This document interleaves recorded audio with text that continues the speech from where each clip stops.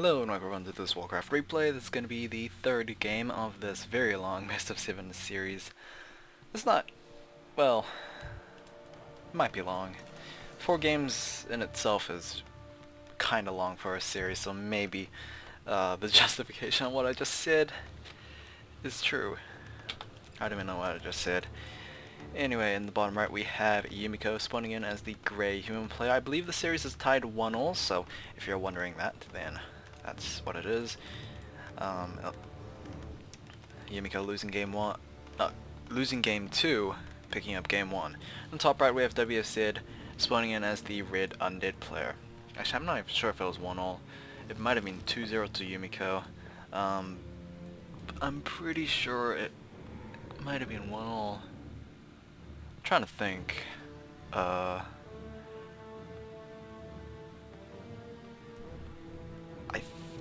man. Alright, I can't take this. I'm gonna watch the video again. Sorry. Alright, I was right apparently. It was a win for WFZ. So it's 1-all. The map is on Nomad Isles. We haven't seen this map in quite some time. Although I'm pretty sure I've already shown around the map, so I don't think it's really important to, or at least vital to, go around and show the creep camps. Actually, I want to see what creep camp this is. Oh, it's a double granite camp. I think this is the same as well. Yeah.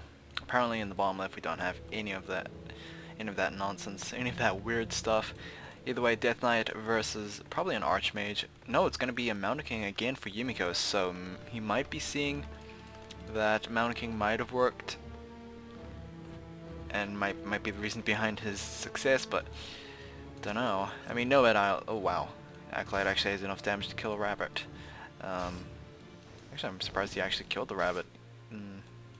Either way, Stormbolt will probably be able to kill that Acolyte. The stun lasts quite a while, and we'll be getting that bit of experience. Shadow Breeze is going to be hired up from the mercenary camp nearby, and the militia creeping will be very effective for Yumiko, as long as he doesn't lose a militia. There we go. And the item is going to be actually, does the crabs drop the item? There we go, boots of speed. Maybe it's going to be important for his chasing potential. I honestly thought that the giant turtle actually dropped the item, but apparently that was not the case. Death Coil will be able to get that crab. I think Yumiko did try to go and burst it down, but nope. Maybe if WFZ, maybe if Yumiko waited a little while before that Death Coil came in, he might have gotten that kill, but either way, militia will be pulled off as they did expire. Level 2 is on that Mountain King, so he does probably have that bash passive ability, so yep, percentage chance to get that that random stun, but no, that is not going to happen. WFZ actually he's done this, I believe, in game 1 as well, although not to this extent. He is getting an extra ghoul again. Although he can afford to go for a Crypt Fiend right now, he probably wants to use those ghouls for maybe creeping, get that early lumber to compensate for just pulling these guys off of the trees. We still have yet to see a Crypt Fiend being produced. Alright, question is Yumiko gonna go for an expand or not? He has not gone to Keep Tick just quite yet.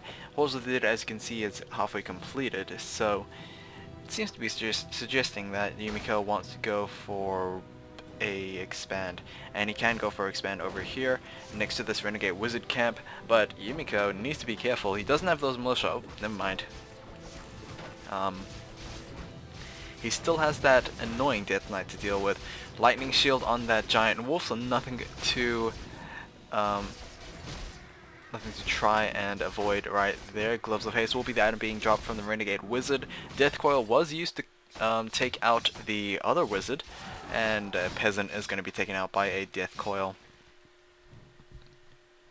So all in all, that's actually a pretty good, reasonably good start for the Death Knight. Able to get a couple of jacks with his Death Coil. We've commonly seen Death Knights just completely fail at stealing with Death Coil and not even having experience until he has help from the Lich, or maybe just mass schools to go for a long distance creeping.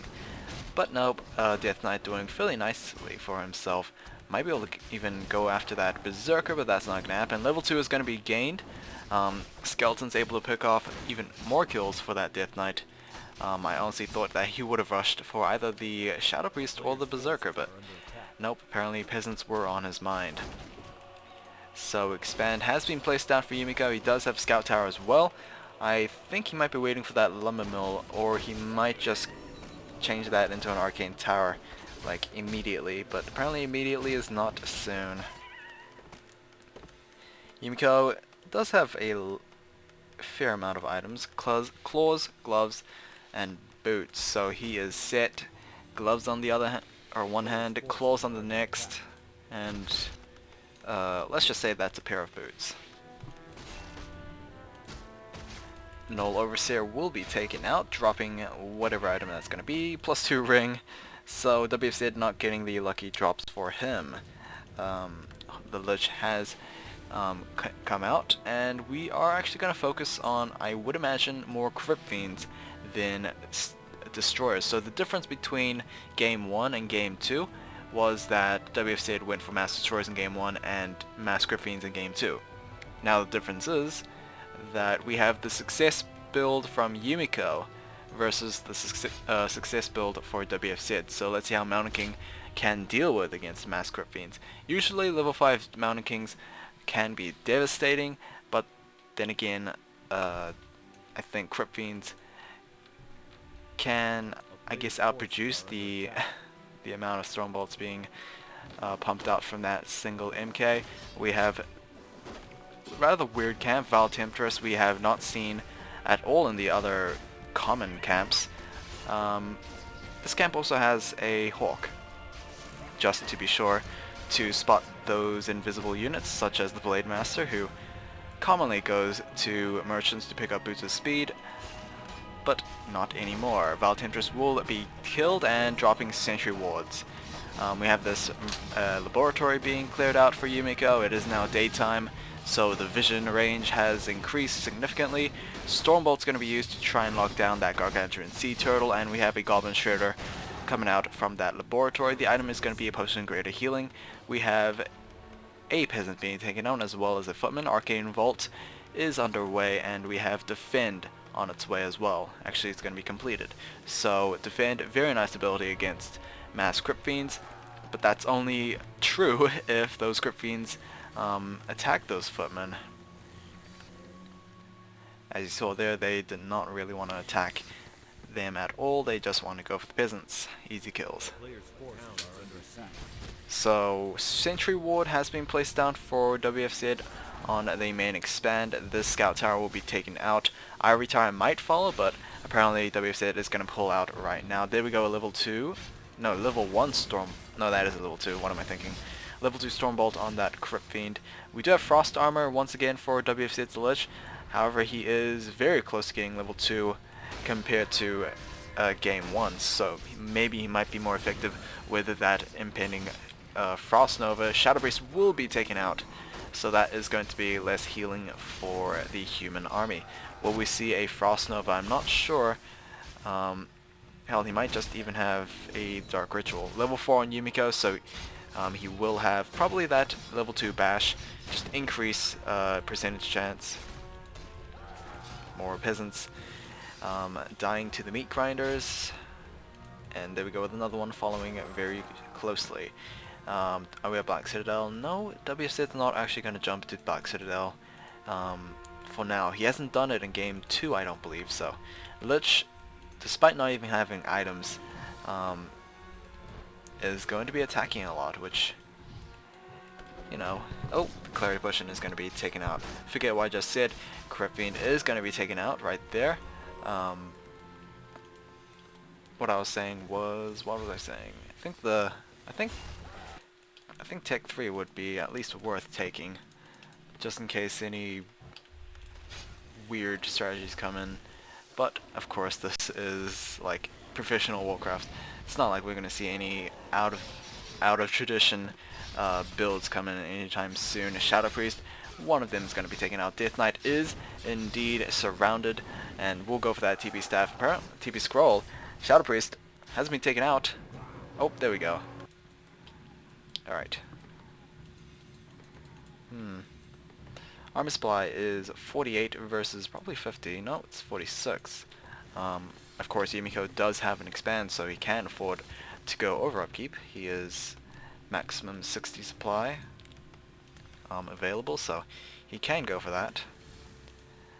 But the question is, will he? I think he would rather go for a keep tick instead of these tier 1 units. He is still pumping a lot of footmen, so it might just be tier 1 mass footman Mountain King play. We have seen that for a couple of times, but nope, keep tick is just started, and Yumiko's gonna go for a base assault, I guess. I wouldn't call it a base trick. I don't think either player will actually go for that.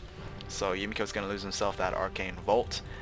Scout towers have been completed, but they're not exactly upgrading into anything. So I think these are just rather wasted resources, in my opinion. So footmen are going to slip through. Maybe they're going to go after those acolytes. We do have those double spirit towers on their way for WFZ. This time he didn't have them ready. And there we go with the level 2 Stormbolt to take down one of the acolytes. What is going on for WFZ? He will take down a defending footman. He will take down a couple of farms. So Yumiko is now upside down. Okay, never mind. I thought he was upside down supply, but losing more units than producing. Haunted Gold Mine will be destroyed. I don't consider that a win. Maybe. Or maybe I will. There we go with a big TP right there in the back. I think that's okay. That might actually be beneficial for Yumiko, as it does not appear to be that WFZ can afford to rebuild that. Either way, militia are going to be pulled out. I think this is going to be an all-in. Yeah, this is a very desperate move coming in from Yumiko. Going to try and rush this as much as possible. If he can take down these two heroes, I think, then he can definitely win this. There we go, level 2 Stormbolt. Death Coil just followed and was able to reach him before that. Mountain King, how much can he do? Level 4, level 3 versus level 4. It's not that favorable. Sacrificial Skull will be used to try and just place down the blight, increase the combat effectiveness of these Crypt Fiends and Ghouls. Truly kind of an all-in, but nope, apparently a couple of Ziggurats it looks like, or maybe Crypt might have been. Yeah, the Crypt Graveyard and Slaughterhouse has been unsummoned, so it is going to heavily cripple WFZ's infrastructure. But then again, Yumiko might be losing his main base as well. This is not looking good for him. But then again, it's not looking good for WFZ either. He does have 5,000 gold left in his mine.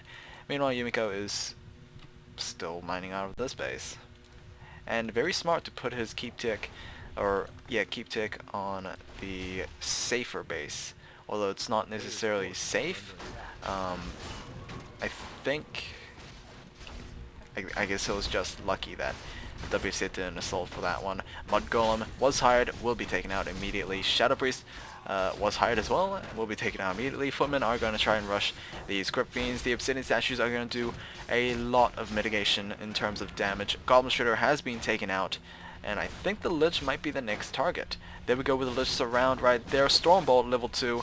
We will have Invulnerability Potion being transferred to the Lich. Frost Armor as well to mitigate as much damage as possible, trying to slow down the Footman's damage output. But will we go for another Death Coil? We do have one. We also have that Invulnerability Potion still there. There we go with the Death Coil. I don't think WFZ will be in trouble for long. There we go with the Frost Nova as well. This is not looking good for Yumiko. I think that if the Death Knight did not have that extra Death Coil, he might have won this. But no, I think the Obsidian Statues were really the vital unit in this fight, able to just heal up these Crypt Fiends on top of Blight as well. Just completely ignore those footmen, and yeah, not even having to burn that invulnerability potion, I don't think this is going to be looking good for Yumiko right now. Crypt going to be rebuilt. Um, Again, not much damage was done to WFZ's base. I think it was just self-inflicted. But then again, that self-infliction got him resources. Yumiko is going to lose himself this town hall. We do have masonry upgrades +1, which is, I guess, a good thing to consider, but I think it might be a little too late. Altar of Kings also being placed down. Yumiko has 5 footmen and a mountain king. WFZ is just going to completely ignore the remainder of the space and go after this one. Yumiko is going to leave this unattended and has no way of returning. I think he only has boots of speed in that on that mountain king, so yeah, he sold both of his claws and gloves, and this might actually be Yumiko's loss. I mean, there's triple spirit towers right there. GG from him. And WFZ actually played a very good game. Yeah. So, hopefully you guys enjoyed. I'll see you guys in game 4. The score is now 2-1 to WFZ.